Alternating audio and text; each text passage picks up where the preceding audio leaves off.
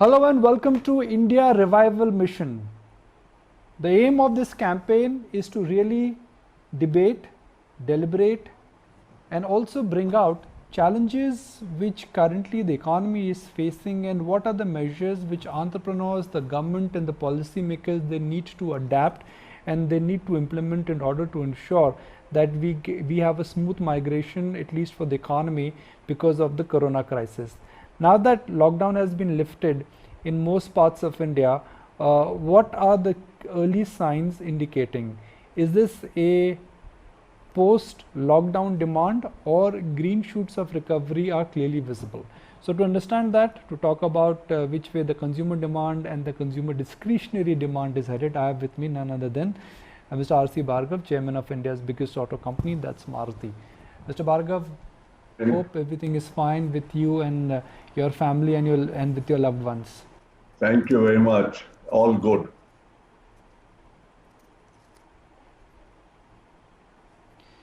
Mr. Bhargava,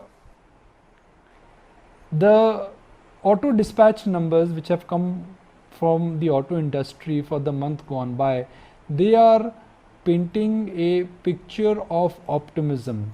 What is your sense? Is this post-lockdown one-time demand or sales have stabilized and now the trajectory for the auto sector is only going to improve in coming months? You know, I have a different perspective on this whole thing. I do not believe that we should spend too much time only focusing on how to revive demand and the economy from the effects of the COVID. Because the COVID it is really a temporary phenomena. It has certainly had a very severe impact on the economy. But more important, I think, is to see whether the economy as it was before the COVID was moving as fast as we wanted to move, and how do we get from what is happening today because the downturn has taken place as a result of the COVID to the kind of growth rate which we need to get, not what we were getting, but what we need to get. So it's a bigger picture and a longer time frame which we should be looking at, and not just how to come out of the COVID. If you look at it in that sense, the sales, for example, for Maruti in July were 108,000 total. Now, the corresponding number 2 years ago in July were about 150,000. So we are way below that. But if you look at last year's number, we are marginally better than that. So it depends on what perspective you have on how you look at what's happening and what you want to do. And I think that's important to get that clear in our minds as to what are we looking at and what are we trying to do. Fair point. So, Mr. Bhargava, then what is the right way of looking at which way demand and trends are moving then? See, demand for automobiles had come down even in 1920 when there was no COVID. The sale of cars in 1920 had declined by some 18% for the industry, about 16% for Maruti. And that itself was a pretty serious situation, because normally one would expect that if we are on the kind of growth path which India needs to grow manufacturing, to grow employment, then the auto industry, which is a major part of manufacturing, which is a major contributor to employment growth, should grow in somewhere in the double digits. It's not happening. Mr. Bhargava, how exactly to your mind, when you see these economic challenges, the preference in consumer demand changes? Do they downtrade a lot or do you think the demand destruction is pretty much across the board? See, again, it depends at what level you're comparing the demand. If you look at the urban-rural demand, the rural demand has come up faster than the urban demand. But are those demands adequate is this question which I've been asking. And I'm saying that what is happening in the economy is not adequate to meet the requirements of the employment generation or the kind of GDP growth which we want. We need to do something more than what is happening. If you look at manufacturing growth over the last so many years, you go back 5 years, 10 years, 15 years, we have never reached consistent growth of manufacturing even in 10%. And we need a higher rate of growth of manufacturing because the Prime Minister's target is 25% of the GDP should come from manufacturing. We are nowhere near it. We are between 14, 15, 16%. And it's not increasing. Now for the manufacturing sector, Mr. Bhargav, there are three challenges: labor, cost of capital, and availability of land.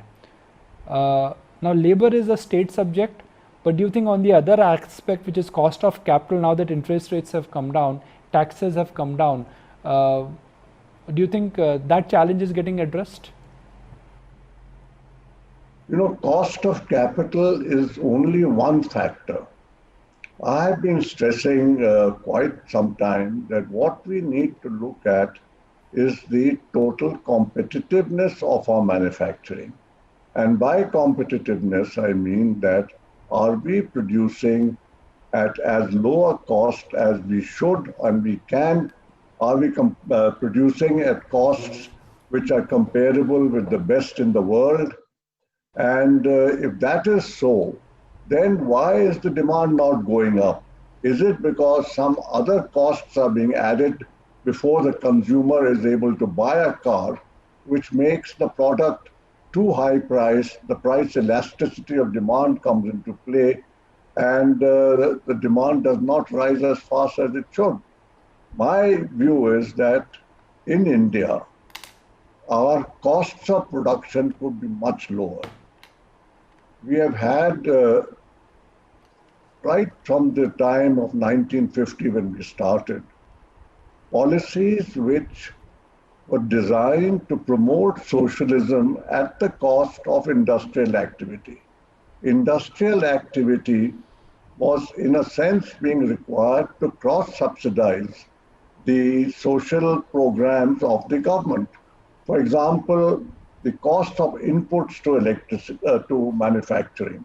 Electricity costs were deliberately raised for industry, were lowered for individuals, agriculture, and things like that, but it increased the cost of production. Various infrastructure costs were higher for manufacturing than they were for others. Gas supply to manufacturing or power generation was lower. Power supply has always remained a serious constraint, and a lot of industry has been running over decades by using generating sets. A lot of inputs come from the public sector.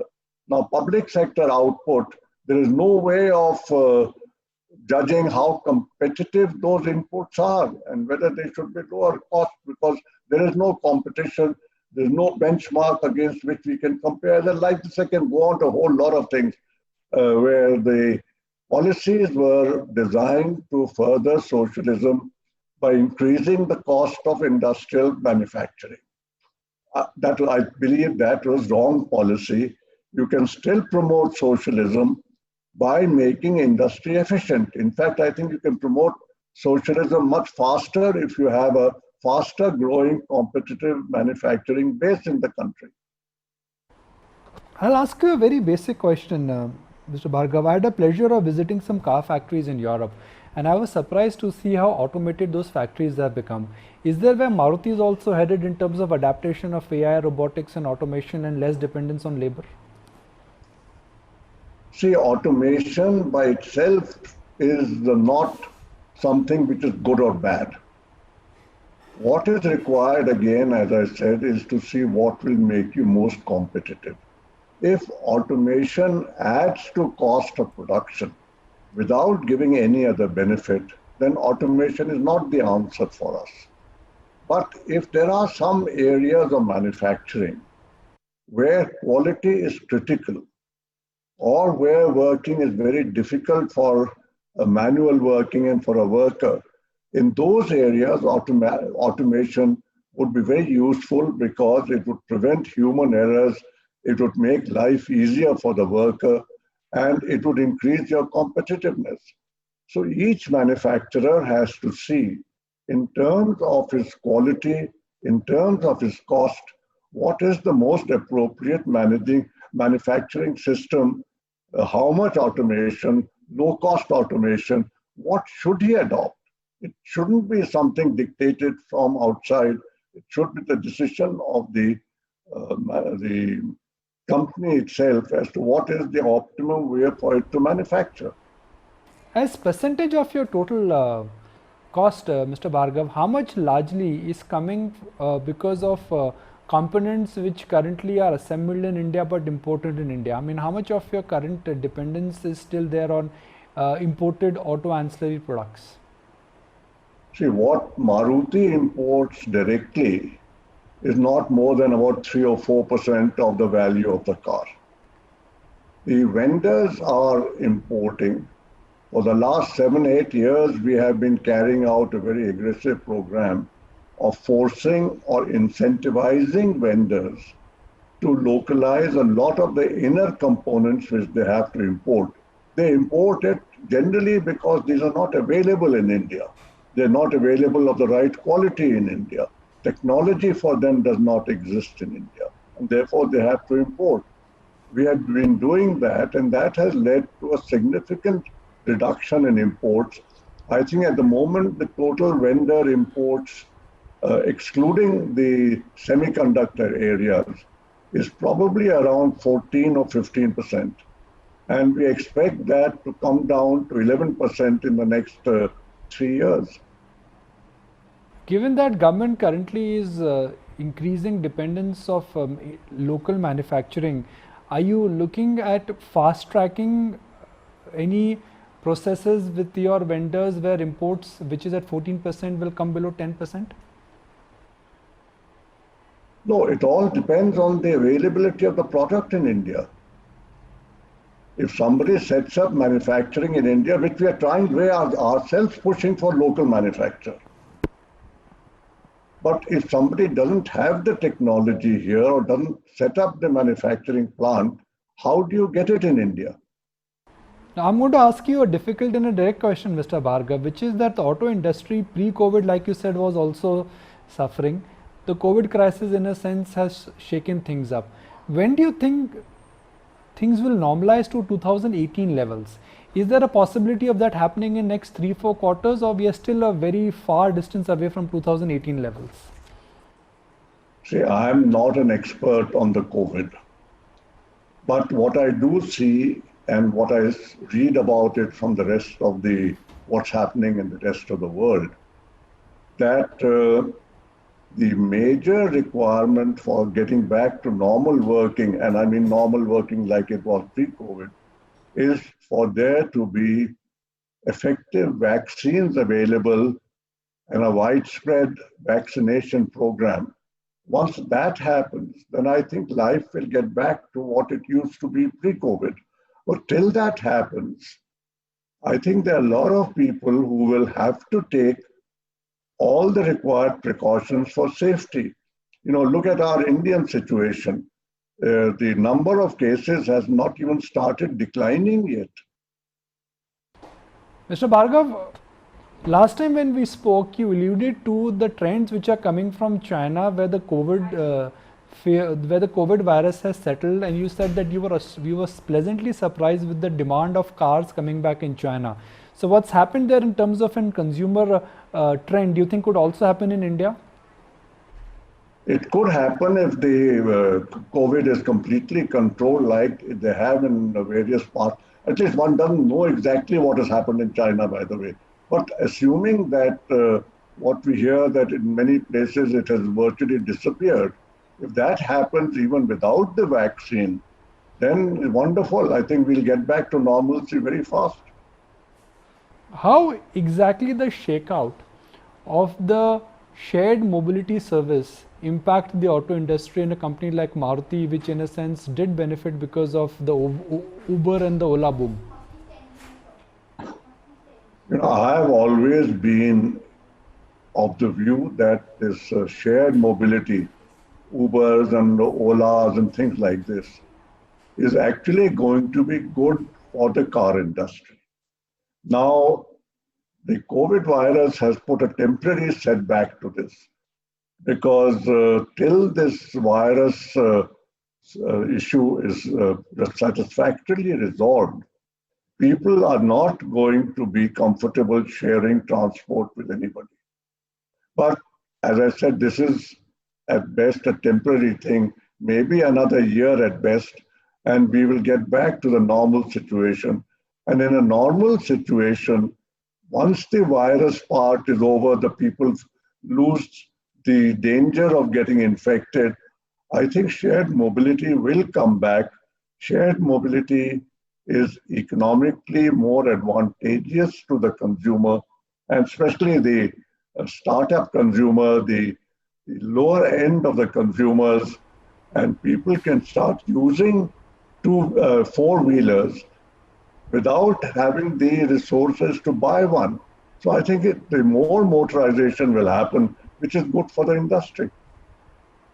Mr. Bhargav, I specifically remember an excerpt of our last conversation, and you said that look, a tough time like this is a great time for a company like Maruti to go ahead with new launches and gain more market share. So is that strategy intact? Because this was a conversation which we had in May, now it is August. So what's the update on new launches, your ability to gain market share every time when problems happened in the past?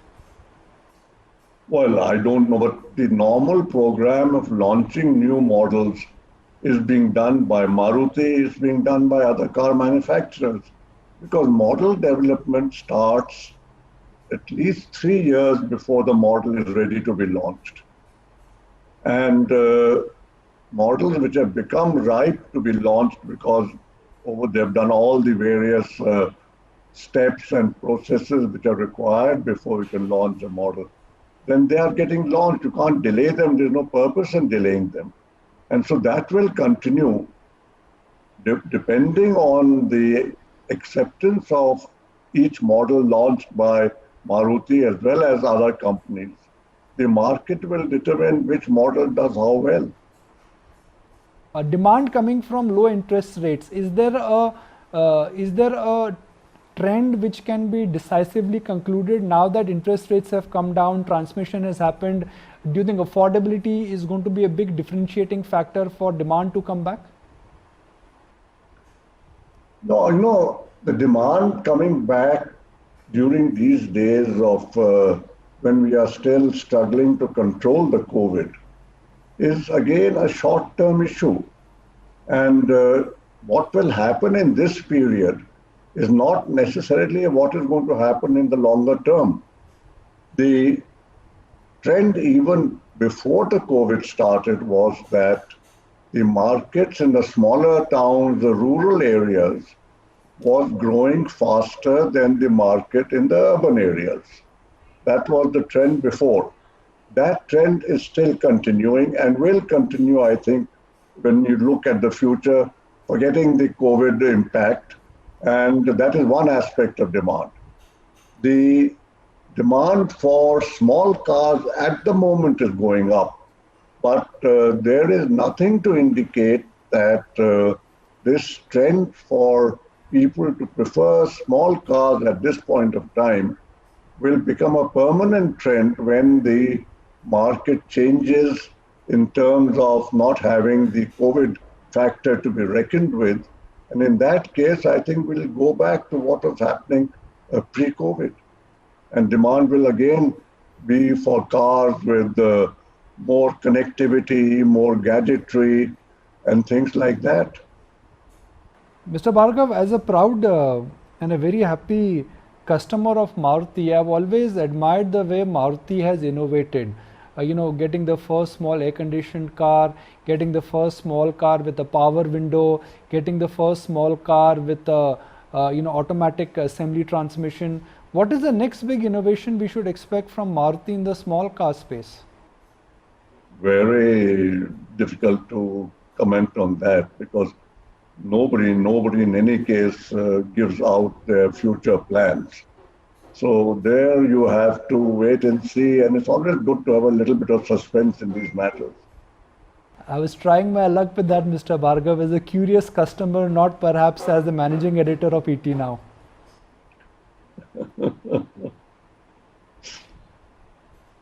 But, if you have to compete, you have to keep making changes which will fit the customer perceptions of what he would like in the future. And I think the secret of going forward successfully is to anticipate what customer wants are likely to be, say, 2-3 years in the future and try and develop the appropriate products to meet those wants. So if I may ask you a question on what do you think the auto customer wants now? Do they want a small car? Do they want a compact car? Do they want a high-tech car? What is your understanding of where the customer preference is going to move now? As I said, the COVID situation has changed people's perceptions for a short period. And I think at this time, it is smaller cars, the lower cost cars. But I don't think this is going to be a permanent change. I think we'll go back to what we were having in 1819 and to an extent in 1920. A lot of things for the customer are going to be also determined by the new regulations because you have BS6, both in terms of emission and safety standards. You're getting new norms coming up in terms of the CAFE norms and things. So diesel pricing, petrol pricing seems to have undergone a change in terms of the policies of the government and the oil companies. So these changes will also have some impact on the demand pattern of people. And one has to let us see how it happens in the future. Closing comments, Mr. Bhargava.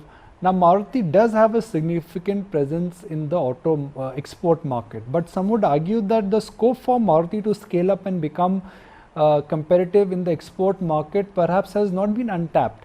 What stops Maruti from, let's say, becoming an auto hub for your global parent, and what stops Maruti from becoming a large hub for global exports?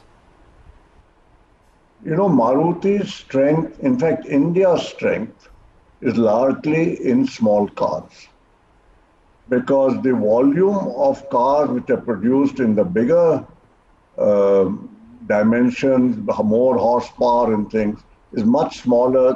And if you look model-wise, there's hardly any economy of scale at that level. We therefore get our benefit and our competitiveness is maximum in small car manufacture. Now, the market for small cars is limited. It's not as if Europe will suddenly shift all its demand to small cars. It isn't. There is a small market, but not a big market.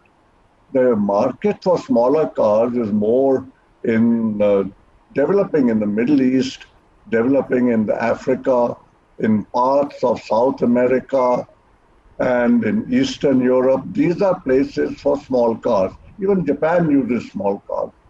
And I think that's the area of our strength. The growth of export from India, and at least growth of export from Maruti, will largely be in the small car segment. And I think that will grow as markets grow. Africa is a very promising market for the future. I hope that development in Africa will speed up because if economic development increases in Africa, I think Africa will become a very good market for the export of small cars. Well, Mr. Bhargava, really appreciate your time. Thank you for joining us.